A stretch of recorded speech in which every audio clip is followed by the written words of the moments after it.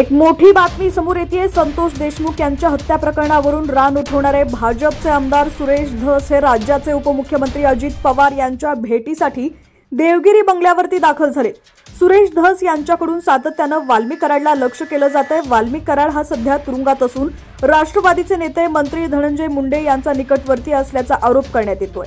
संतोष देशमुख हत्या प्रकरण उघडकीस आल्यानंतर बीडसह राज्यात संतापाची लाट उसळली आहे। अतिशय क्रूरपणे संतोष देशमुख यांना संपवण्यात आलं। विधानसभेच्या हिवाळी अधिवेशनातही याचे पडसाद उमटले। सुरेश धस यांच्याकडून मागील काही मोर्चांमध्ये धनंजय मुंडे यांना लक्ष करण्यात आलं।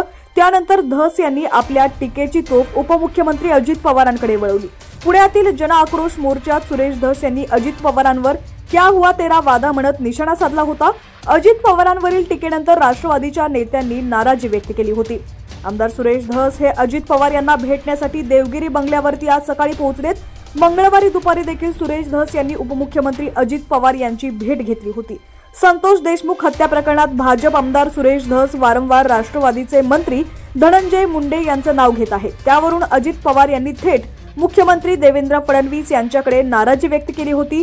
त्यानंतर आज सुरेश धस यांनी अजित पवारांची भेट घेतली आहे।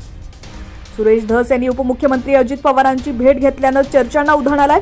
मंगळवारी दुपारी अजित पवारांच्या भेटीच्या वेळी सुरेश धसांकडे काही कागदपत्र होती।